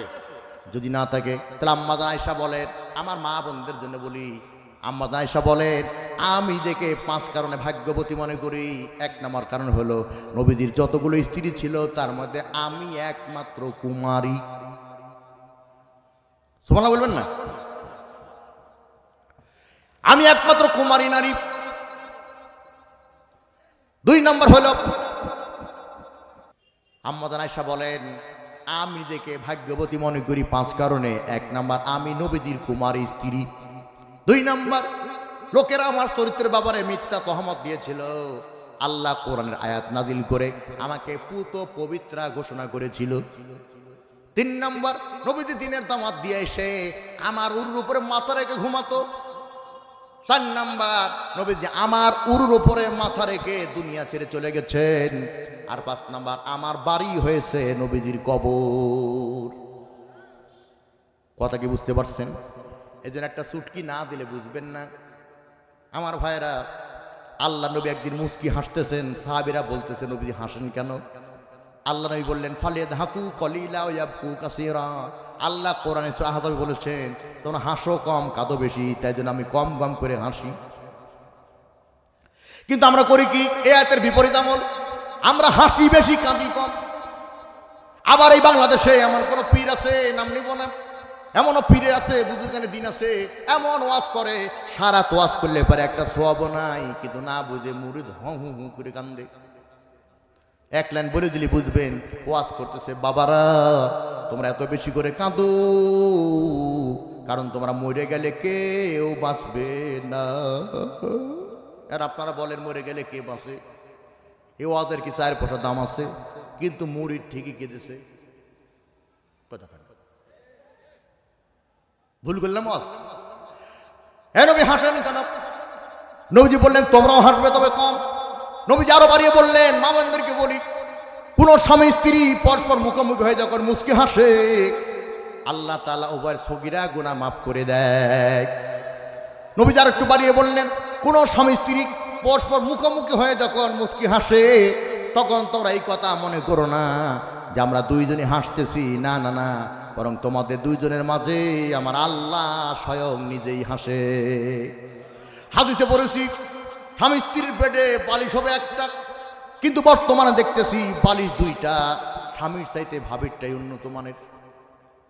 আবার স্বামী স্ত্রীতে গ্যাঞ্জাম থাকলে মাঝখানে কোল বালিশ। এই কোল বালিশের ইংরেজি হলো ব্যারিকেড, বাংলা হলো প্রাচীর, ইংরেজি দেওয়াল। ব্যারিকেড মানে তোর সমানায় আমি যাব না, আমার সীমানায় তুই। কথা বুঝে না? ব্যারিকেড, কোল বালিশ, বুঝেন নাই? অথচ হাদিস হচ্ছে বালিশ হবে একটা, স্ত্রীর চুলগুলি খুলে ওই বালিশের উপরে বিছাইয়ে দেবে, আর স্বামী ওই চুলের উপরে মাথা দিয়া স্ত্রীর দিকে তাকাবে আর মুচকি হাসবে, আল্লাহ সগীরা গুনাহ মাফ করে দিবে।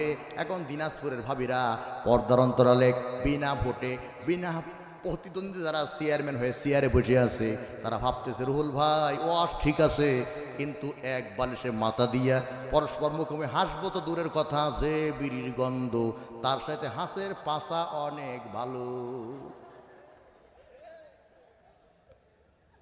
কতক্ষণ? দিনাজপুরের লোক সবচেয়ে বেশি বিড়ি খায়,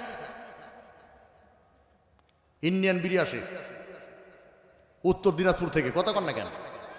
তাহলে কথা শেষ। আমি মৃত ব্যক্তি যেহেতু আমি একটা কথা বলবো মাদের ব্যাপারে, দুইটা কথা বলবো, চোখে পানি আসবে ইনশাআল্লাহ, পরে মোনাজাত। খুব ভালো করে কান লাগান। এই বাংলাদেশে কিছু স্বামী আছে, সব না, কিছু স্বামী আছে স্ত্রীকে, শ্বশুরকে আর শাশুড়িকে খুশি করার জন্য বৃদ্ধা বয়সে মাকে বৃদ্ধাশ্রমে রাখে। রাখে কিনা বলেন? তো বৃদ্ধাশ্রমে মাকে রেখেছে, মা 2 বছর হলে বৃদ্ধাশ্রমে। হঠাৎ করে বৃদ্ধাশ্রম কর্তৃপক্ষকে ডাক দিয়ে বলতেছে, ও বৃদ্ধাশ্রম কর্তৃপক্ষরা, তোমরা আমাকে একটা কলম দাও আর একটা কাগজ দাও, পানি আসতেই হবে চোখে। একটা কলম দাও আর কাগজ দাও। বৃদ্ধাশ্রম কর্তৃপক্ষ বলল, ও বৃদ্ধা মা, কলম দিয়ে কাগজ দিয়ে করবে কি? বলো, ওই গ্রামে আমার একটা ছেলে আছে, কুলাঙ্গার ছেলে, আমি একটা চিঠি লিখবো, তোমরা মেহেরবানি করে আমার চিঠিটা ওই ছেলের কাছে পৌঁছিয়ে দিবে। এখন বৃদ্ধাশ্রম কর্তৃপক্ষ চিন্তা করতেছে, বৃদ্ধা বয়সে বৃদ্ধার আর্তনাদ যদি না রাখি তাহলে বৃদ্ধা চোখের পানির কারণে আরশে আজিম ভারী হয়ে যাবে। কারণ হলো লি জান্নাতি বাবান, জান্নাতে দুটি দরজা, একটা হলো বাবার, একটা হলো মা। হুমা জান্নাতু গোনারুকা, মা বাপ তোমার জান্নাত, মা বাপ তোমার জাহান্নাম। খেদমত করলেই জান্নাত আর খেদমত না করলেই জাহান্নাম। ওগো মা, তুমি দোয়া করো না, তুমি দোয়া করলে পরে জান্নাতের মিলবে ঠিকানা।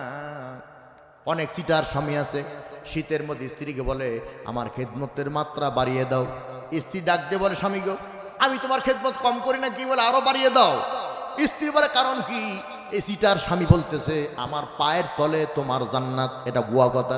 দিনাজপুরের ভাবিদেরকে বলি, তুমি খেদমত করতেছো, করো, সমস্যা নাই। কোন সিটার স্বামী যদি বলে আমার পায়ের তলে জান্নাত, এই জন্য খেদমত করো। আপনি খেদমত করবেন না, বাদ দিয়ে দিবেন, যত গুনাহ হয় সব জিয়াদির হবে। কারণ কি? কারণ হলো স্বামীর পায়ের তলে জুতা আর মায়ের পদ তলে জান্নাত। সেই মাকে বৃদ্ধাশ্রমে রেখেছে কারা? কর্তৃপক্ষ। মার বৃদ্ধাশ্রম করতে চিঠি নিয়ে ছেলের কাছে দিছে।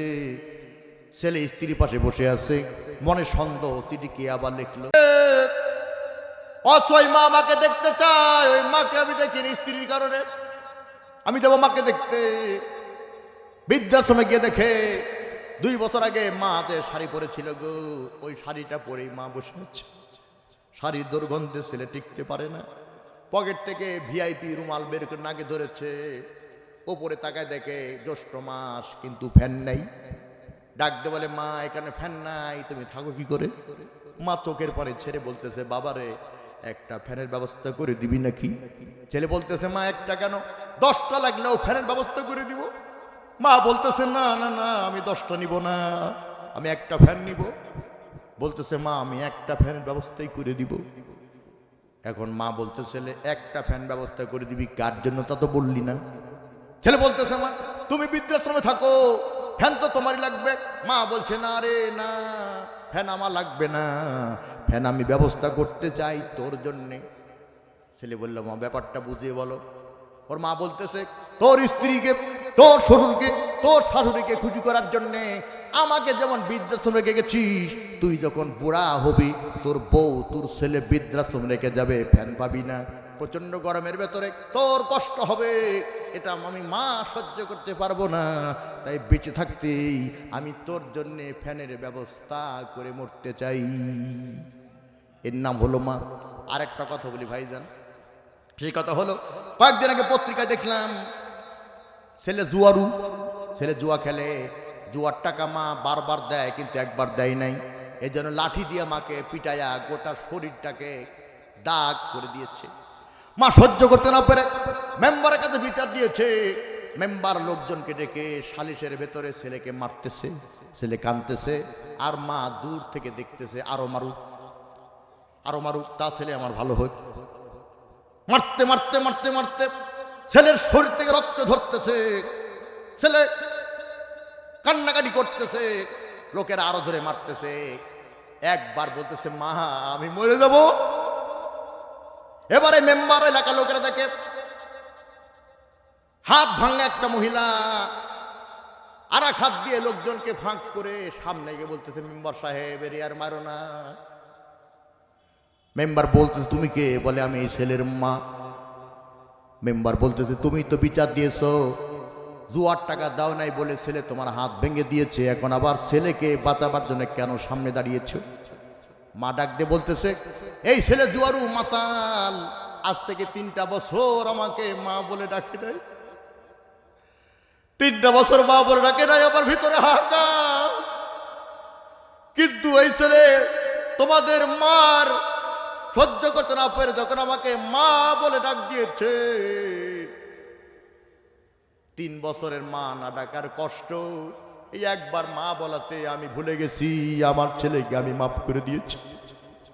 তাই দিনাজপুরের ভাইদেরকে বলবো, জীবনে আর না আসতে পারি, যার মা বেঁচে আছে, বাঙালি দাঁত থাকতে তাদের মর্যাদা বুঝে না, আবার বাঙালি বিনা লাভে তুলা বহন করে না, মাংনা পেলে আলকাতরাও ছাড়ে না। এই জন্য মা বাবা বেঁচে থাকতে মা বাবার মূল্য হয় না, মা বাবা মরে গেলে পরে মা বাবার তুলনা গোটা পৃথিবীতে আর হবে না। 2টা অনুরোধ করে যাবো ভাই। 1 নম্বর অনুরোধ, যাদের মা বেঁচে আছে, বৃদ্ধা মা, এই দিনাজপুর বাজার থেকে আগামীকালকেই 500 টাকা দিয়ে একটা চাদর কিনে মাকে দিবেন, আর বলেন মা এটা তোমার জন্যে। দেখবেন মা আবেগে চোখের পানি ছেড়ে দিবে। এটা কোনো চোখের পানি নয়, এই পানি দিয়ে জাহান্নাম তোমার হারাম হয়ে যাবে। আগামীকাল সকালবেলা দিনাজপুর বাজার থেকে বাবার জন্য 500 টাকা দিয়ে একটা জুতা, সুতার অথবা কাপড়ের জুতা কিনে দিবেন, আর বলেন বাবা এটা তোমার জন্যে। বাবা আবেগে চোখের পানি ছেড়ে দেবে। এটা কোনো চোখের পানি নয়, এ পানি দিয়ে জান্নাত তোমার ওয়াজিব হয়ে যাবে। এই জন্য আজকের মাহফিলে যারা আছো যুবক, আপনারা যারা বৃদ্ধ আছেন, অনুরোধ করব যাদের মা বাবা বেঁচে আছে ইনশাআল্লাহ এই কাজটা করবেন। রাজি আছেন? 2 হাত তুলে আল্লাহ মাহফিলটাকে কবুল করুন। আল্লাহ হাত দুলি কবুল করুন, যারা বলেন আমিন। মৃত ব্যক্তিদের রুহের মাগফিরাতের মাহফিল আল্লাহ, যারা এতিম অসহায়, মা নাই বাবা নাই, দাদা নাই দাদি নাই, না নাই নানি নাই, শ্বশুর নাই শাশুড়ি নাই, আরো অনেকেই নাই, আল্লাহ তুমি সকলকে আজকের একটা পরিচ্ছন্ন পবিত্র মাহফিল উসিলায় আল্লাহ তুমি তাদেরকে মাফ করে দিও। আমি কথা বলছিলাম কি, সূরা মায়েদার 67 নম্বর আয়াতের আলোকে তাবলীগ করতে হবে কোরআন দিয়ে। কি দিয়ে? কোরআন দিয়ে। আর এই কোরআন দিয়ে তাবলীগ করতে গেলে পাবলিক নবীকে হত্যার পরিকল্পনা করবে, বাঁচাবে কে? আল্লাহ। আর আবু লাহাব জানে যে নবীজি ভালো মানুষ, তার উপর কোরআন নাযিল হয়েছে, একদিন ক্ষমতা হারাবো, তারপর নবীজিকে ভালোবাসে। কয় কারণে? একটা লোক বলতে পারবেন সেই 5টা কারণ কি? পারবেন না, কিয়ামত হয়ে যাবে, পারবেন না। আপনারা একটা লোক যদি বলি যে ভাই আপনারা বলেন তো আয়েশা 5টা কারণে ভাগ্যবতী, কারণগুলি কি? একজনও বলতে পারবেন না। তাহলে আমার শিহাব বলে আর একটু কথা বলেন। হ্যাঁ বলতে হবে, কারণ সবে মেরাজ যে কয়টা কর্মসূচি, কিসে নবীজি কেমনে গেল, বোরাকে গেল না রফরমে গেল, এটা দেখার বিষয় নয়। নবীজি মেরাজ থেকে কি নিয়ে আসলো, এটা আসল ব্যাপার। কয়টা কর্মসূচি জোরে বলেন? 14টা। আমার শিহাব যত বলল আর কিছুক্ষণ চালান, এই জন্য আমি 2টা কর্মসূচি বলে দেই, তাছাড়া এই মেরাজের হক আদায় হবে না। 14টা কর্মসূচি। 1 নম্বর হলো নবীজি উম্মে হানির ঘরে শায়িত। কার ঘরে? উম্মে হানি। উম্মে হানির ঘরে শায়িত। জিবরাইল, নবীজি ঘুমন্ত, জিবরাইল চিন্তা করলো নবীজিকে জাগ্রত করলে হবে বিব্রত, এই জন্যে জিবরাইল করলে কি নিজের জিহ্বা দিয়া নবীজির পায়ের তলা চেটে দিলেন। নবীজি ঠান্ডা অনুভব করলেন, ঘুম থেকে নবী আমার জেগে উঠলেন। এই জন্য কোনো ঘুমন্ত মানুষকে এরকম করবেন না, ওর মস্তিষ্কের বিকৃতি ঘটতে পারে। মনে থাকবে, আস্তে করে মাথা নাড়াবেন, পায়ের তলায় হাত দিবেন। জিবরাইল জিহ্বা দিয়া নবীজির পায়ের তলায় কি করলেন? কেটে দিলেন। ঘুমন্ত নবীজি জীবন্ত, মানে জাগ্রত হয়ে গেল। হ্যাঁ নবী ওযু করেন কেন? বলে কাজ আছে। নবীজি ওযু করে বাইরে গিয়ে দেখে কি যেন লাফাচ্ছে। নবী আমার জিবরাইলকে ডাক দেবে, জিবরাইল লাফালাফি করতেছে। এর নাম কি? বলে বোরাক। বারকুন থেকে বোরাক। এই আলেম ওলামা আছেন, বারকুন মানে বিজলিল্লাহ, 1 কদমে মানে 1 সেকেন্ডে 1,86,000 মাইল চলে যায় 1 সেকেন্ডে। চিন্তা করছেন তো? বোরাক লাফায় কেন? বলতেছে বোরাক লাফ হচ্ছে, কারণ হলো সৃষ্টির সেরা নবী রাহমাতুল আলামিনকে বহন করে নিয়ে যাবে, তাই বোরাকের মহড়া বেড়ে গেছে। নবী আমার চোখের পানে চেয়ে কাঁদে, না না না আমি যাব না। সুবহানাল্লাহ কবেন না? না না না আমি যাব না। কেন যাব না? বলতেছে আজকে আমি সম্মানিত হব, বোরাকে উঠলে পরে বোরাকের সম্মান বেড়ে যাবে আমি উঠলে পরে, কিন্তু আমার উম্মতের কি হবে? আনন্দ কোন মুহূর্তে যে নবী উম্মতকে ভুলে না, উম্মত যেন কাঁদে, এমন নেতা ছাড়া দুনিয়াতি নেতা, সাথী নেতা, পাতি নেতার আদর্শ আমরা মানি না। প্রয়োজনে দিন কায়েমের লক্ষ্যে ওই নবীর জন্য রক্ত জীবন শহীদ যদি হতে হয়, কারা কারা প্রস্তুত আছেন মুসলমান? দুই হাত তুলে আল্লাহকে দেখান।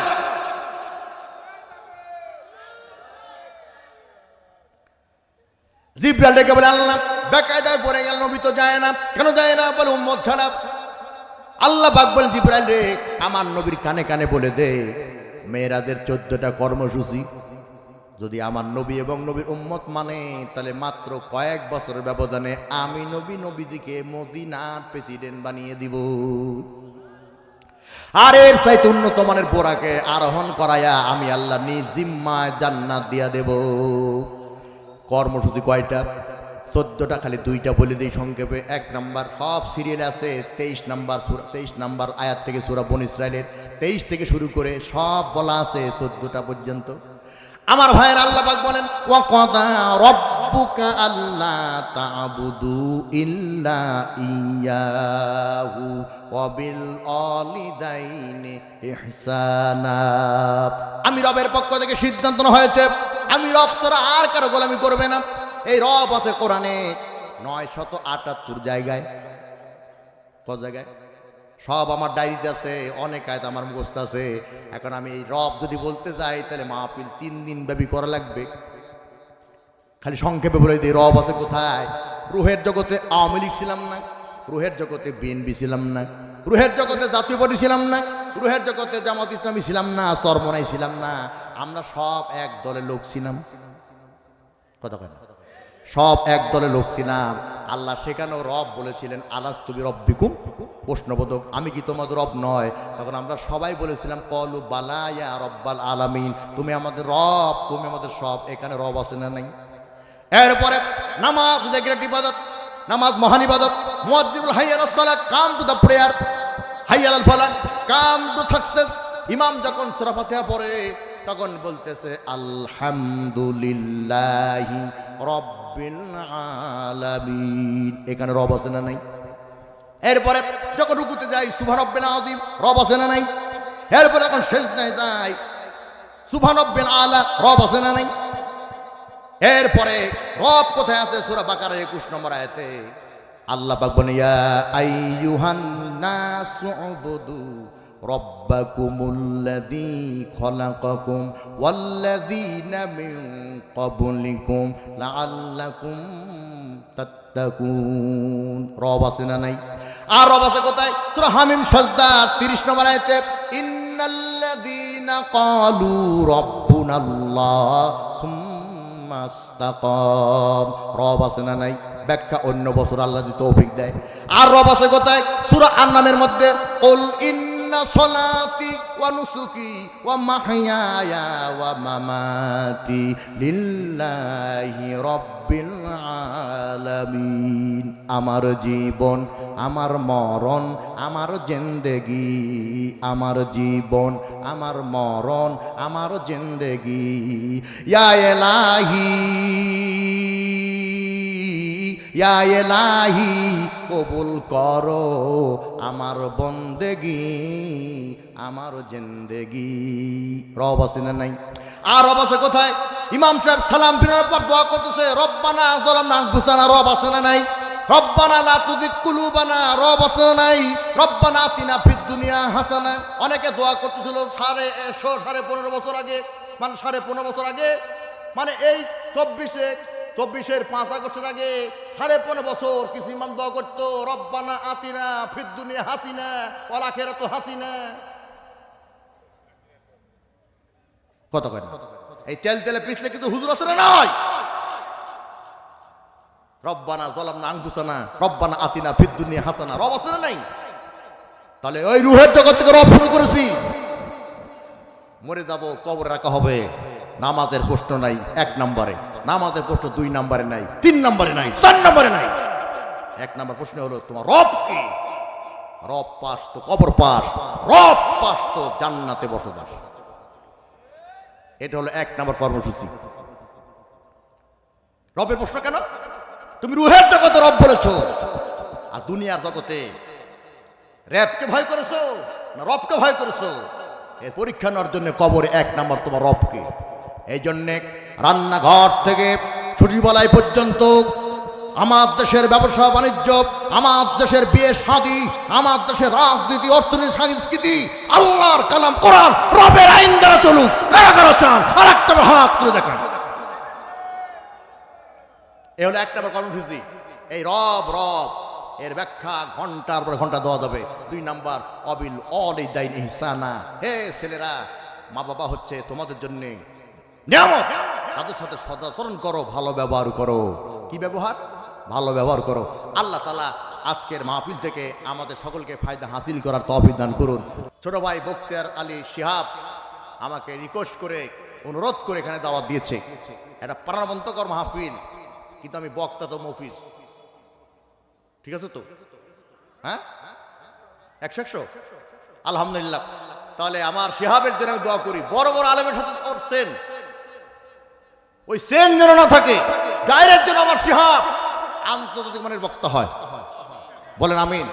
এবং তার যে নেতৃত্ব আমি দেখলাম, ওর মধ্যে কোয়ালিটি আছে, এলাকার লোক সব তাকে সম্মান করে, যেখানে স্নেহ করা দরকার সেখানে সম্মান করে। আমি ওর বড় ভাই, ইনশাল্লাহ দায়িত্ব নিলাম। এবছর 2-1টা হলেও আগামী বছর আমি তাকে বড় বড় জায়গায় আমার সাথে দ্বিতীয় বক্তা রাখার ব্যবস্থা করে দেবো, ইনশাল্লাহ ওয়াদা দিলাম। আর আমি যদি আবার এই মাহফিলে আসি আপনাদের সামনে, আপনারা আসবেন না তাই তো? আমি আবারও আসি। কারা কারা চান একটু হাত তুলে দেখেন। বেশ দেখলে আসবেন ইনশাল্লাহ তো? আল্লাহ আমাদেরকে তৌফিক দান করুন। সবাই মিলে দুরূদ ইব্রাহিম পড়েন। আল্লাহুম্মা সাল্লি আলা মুহাম্মাদ ওয়া আলা আলি মুহাম্মাদ কামা সাল্লাইতা আলা ইব্রাহিম ওয়া আলা আলি ইব্রাহিম ইন্নাকা হামিদুম মাজিদ। আল্লাহুম্মা বারিক আলা মুহাম্মাদ ওয়া আলা আলি মুহাম্মাদ কামা বারাকতা আলা ইব্রাহিম ওয়া আলা আলি ইব্রাহিম ইন্নাকা হামিদুম মাজিদ। রব্বানা যালামনা আনফুসানা ওয়া ইল্লাম তাগফির লানা ওয়া তারহামনা লানাকুনান্না মিনাল খাসিরিন। সবাই চক্ষু বন্ধ করেন, মেহেরবানি করে চক্ষু বন্ধ করেন, আর দয়া করে মাথাটা নিচু করেন, দয়া করে মাথা নিচু করেন। আর মনকে বলেন, মন রে, এতদিন আমি একা একা ঘর হতে বের হতাম, আজকে 4 জন আগন্তুক লোক আমাকে ধরে ধরে ঘর থেকে বের করতেছে। আমার বাড়ির আঙ্গিনায় একটা তক্তার উপরে আমাকে টান করে শুয়াই রেখেছে। দলে দল লোকজন আসতেছে আর বলতেছে, লাশটা কোথায় আর জানাজা কখন? বড়ই পাতার গরম পানি দিয়া গোসল করায়া এই দিনাজপুর শহর থেকে সাদা মার্কিন কাপড় এনে সারা বডিটা জড়াইয়া এই দিনাজপুরের রেল গেট বাজার এখানকার মসজিদ থেকে খাটলিটায় নি, ওই খাটলি তুলিয়া শরীরের 2টা মাথা চক্রের মতো মোড়াইয়া যখন কাঁধে তুলিয়া কবরে নিয়ে যায়, ছোট্ট ছেলে মাকে ডেকে বলে, মা, এতদিন আপনাকে গোসল করত, এতদিন আপনাকে ঘর থেকে বের হতো, আজকে লোকেরা ধরে ধরে ঘর থেকে বের করলো, লোকেরা গোসল করাই দিল, নতুন যানবাহনে উঠলো, নিশ্চয় আব্বা দূরে কোথাও বেড়াতে যাবে। মা, দে দে দে, আমাকে সাজাইয়া দে, আমি আব্বার সঙ্গে বেড়াতে যাব। মা দুঃখিনী আর চোখের পানি ধরে রাখতে পারে না, ডাক দে বলে, বাবারে, তোর আব্বা এমন যানবাহন উঠেছে, এই যানবাহন যতই দূরে যাক না কেন রে, যানবাহন ফিরে আসবে, কিন্তু যানবাহনের যাত্রী আর কোনোদিন ফিরে আসবে না। আমি রুহুল আমিন আমার শিহাব জানে, আমি আমার আব্বার কাছ থেকে ওয়াজ শিখেছি, আমি আমার আব্বার নামে মাইকিং করেছি। এরপরে 5ম বক্তা, এরপরে 4র্থ বক্তা, এরপরে 3য় বক্তা, 2য় বক্তা, এখন সারা বাংলাদেশে প্রধান বক্তার ওয়াজ করি। ইন্ডিয়াতে ওয়াজ করেছি, এমনকি হজে গিয়ে আরাফাতের ময়দানে বক্তব্য দিয়েছি। আবার ওই বাবাকে ওয়াজের মাহফিল নিয়ে গিয়া বাবাকে ওয়াজের মাহফিলে হারিয়েছি। হায় আল্লাহ, মৃত্যু ব্যক্তির রুহের মাগফিরাত কামনার আজকের মাহফিল। তাকাই দেখো দিনাজপুরের মাহফিলের দিকে, আমার মতদের বাবা নাই, তাদের চোখের মণিকোটায় পানি জমেছে। আজকে মোনাজাতটা কবুল করো রে আল্লাহ, আর মেহেরবানি করে আমাদের বাবার কবরটাকে দয়া করে জান্নাতের বাগান বানাইয়া দাও। মাকে বলা হয় জনম দুঃখিনী। মাকে জনম দুঃখিনী কেন বলা হয়? মা যদি বকরি বেচা পয়সা, মা যদি বাছুর বেচা পয়সা, মা যদি মুরগি বেচা পয়সা, ডিম বেচা পয়সা আমাদের না দিত, তাহলে স্কুলে ভর্তি হতে পারতাম না, মাদ্রাসায় ভর্তি হতে পারতাম না, আমি রুহুল আমিন এমএ পাস করতে পারতাম না, বখতিয়ার কামিলে পড়তে পারতো না, শিহাব কামিলে পড়তে পারতো না। এরপরে শওকত ভাই এই যে গৌরী শহীদ জাতীয় ঈদগাহ এই ময়দানে ইমাম হতে পারতো না। আপনারা বসে আছেন, কেউ ডাক্তার, কেউ মাস্টার, কেউ ব্যারিস্টার, কেউ সুপারভাইজার, কেউ হেল্পার, কেউ ড্রাইভার, এই পর্যায়ে যেতে পারতাম না। শৈশবে মা যদি বিলাসিতা করে রঙ্গিলা শাড়ি পরতো। এই জন্য মাকে জনম দুঃখিনী বলা হয়। মা চেষ্টা করেছিল বৃদ্ধা বয়সে ওই সন্তান আমার খেদমত করবে, চাকরি করে বেতন দিয়ে আমাকে সুখে রাখবে, কিন্তু অনেক কুলাঙ্গার সন্তান বেতন না দিয়ে স্ত্রীর মহাব্বতে মাকে বৃদ্ধাশ্রমে রাখে। মা কি জিনিস মুনাজাতের মধ্যে সংক্ষেপে বুঝাই। এই যে ওয়াজ শেষ করে বাড়ি যাব, প্রায় সকাল হয়ে যাবে, বাড়িতে গিয়ে স্ত্রীকে ফোন দিব, তারপর স্ত্রী ফোন রিসিভ করবে, বলবে হ্যালো, আমি বলবো বাড়ি এসে গেটটা খুলো, আমার ফোনটা স্ত্রী গেটটা খুলে দিবে, আর আমার বৃদ্ধা মা, আমার বয়স্কা মা বলে একটা কাশি দিবে, আওয়াজ দিবে। এই আওয়াজের মানে রুহুল আমিন, তুই দিনাজপুর মাহফিলে গেছিস, বাড়ি ফিরেছিস, তোর বউকে ফোন দিয়েছিস, এই জন্য দরজা খুলে দিল, কিন্তু তুই দিনাজপুরের মাহফিলে গেছিস, এখনো বাড়ি ফিরিস নাই বলে আমি মা ঘুমাই নাই। ওই দরদের মাকে হারিয়ে যার হাত তুলেছে, আল্লাহ দয়া করে মাকে মাফ করে দিও, মা বাপ যাদের বেঁচে আছে আল্লাহ হায়াতে বারাকা দিও, আমরা যেন খেদমত করতে পারি আল্লাহ দয়া করে তৌফিক দিয়া দিও। আজকের মাহফিলের সভাপতি হাফেজ করি মাওলানা শওকত আলী, আমার ছোট ভাই বখতিয়ার আলী শিহাব, মাওলানা আব্দুল মান্নান, মাওলানা ইনামুল হক, এরপরে ইব্রাহিম খলিল লক্ষ্মীপুরী, আমজাদ আলী ভাই, শফিউল আহমেদ, জামাল উদ্দিন চৌধুরী, জাহাঙ্গীর আলম সাহেব, আমিরুল করিম আমু, এরপর আব্দুল মান্নান, সার্বিক তত্ত্বাবধানে আমার মোহাম্মদ হাসান ভাই এবং নূর ইসলাম ভাই সহ যারা শ্রোতামণ্ডলী, আল্লাহ আমাদের প্রত্যেকের দিনের জন্য কবুল করে নিও, আমাদের বালা মুসিবত দয়া করে দূরীভূত করে দিও। এই মাহফিলে যারা টাকা দিল, শ্রম দিল, এবং যারা শেষ পর্যন্ত আখেরি মোনাজাত পর্যন্ত ধৈর্য সহকারে বসে থাকলো, এই মাহফিলটা কিয়ামতের দিন আমাদের সকলের জন্য নাজাতের উসিলা বানিয়ে দিও। আমার শিহাবের আব্বা লাঠি নিয়ে হাঁটতেছে, 3 তলায় গিয়ে আমাকে দেশ থেকে সালাম দিয়েছে, এরপর আমার সাথে 3 তলা থেকে নেমে মাহফিল এসেছে, আমাকে বলছে বেটা তুই বোধহয় দোয়া করেছো, আমি তো লাঠি নিয়ে 3 তলায় উঠতে পারি না, আমি তো 3 তলা থেকে লাঠি নিয়ে নামতে পারি না, কিন্তু আজকে তোমার আগে আমি নেমে গেলাম, আমি সুস্থ হয়ে গেছি। আমার চাচা অসুস্থ, অন্ততে দোয়া করে আল্লাহ চাচাকে সুস্থ নিয়ামত দিও, ব্যবসায় বরকত দিও। চাচি আম্মা দারুণ রান্না করেছে, আল্লাহ তাআলা তাকে হায়াতে বারাকা দিও। আমার শিহাবের পরিবার, তার একটা ছেলে আছে চাঁদের ন্যায় ফুটফুটে, আল্লামা সাইদির উত্তরসূরি বানিয়ে দিও। আয় আল্লাহ, এই মাহফিল আগামীবার আবার হবে, আল্লাহ পাক তোমার পদ্ধতি ব্যবস্থা দিয়ে সেই বন্দোবস্ত করে দিও রব্বুল আলামিন। মাইক অপারেটর ভাই, মিডিয়ার ভাই সহ যাদের নাম বললাম, অনেকের নাম বললাম না, আল্লাহ আমাদের মনের অবস্থা তুমি জানো, দয়া করে জায়েজ আশা পূরণ করে দিও। পর্দার অন্তরালে মা বোনের হাত তুলেছে, মা বোনদেরকে 4টা কাজ করার তৌফিক দিও। 1 নাম্বার 5 ওয়াক্ত নামাজ, 2 নাম্বার রমজানের রোজা, 3 নাম্বার স্বামী থাকলে স্বামীর খেদমত, 4 নাম্বার পর্দা, বিনিময়ে একটা জান্নাতের 8টা দরজা ওপেন সিক্রেট করে দিও। যেই দরজাতে খুশি ওই দরজাতে প্রবেশ করে এলাকার মা বোনেরা ফাতেমার সাথে যেন জান্নাত চলে যায়। বেঈমানিকে মরণ দিও না আল্লাহ, ইমানের সাথে মরণ দিও, আর মরণের পাক্কালে আমাদের জবানে কালেমা তাইয়্যিবা জারি করে দিও, একজন জবান বন্ধ রাখবেন না। আমার সাথে আওয়াজ দিয়ে পড়েন লা ইলাহা ইল্লাল্লাহু মুহাম্মাদুর রাসূলুল্লাহ।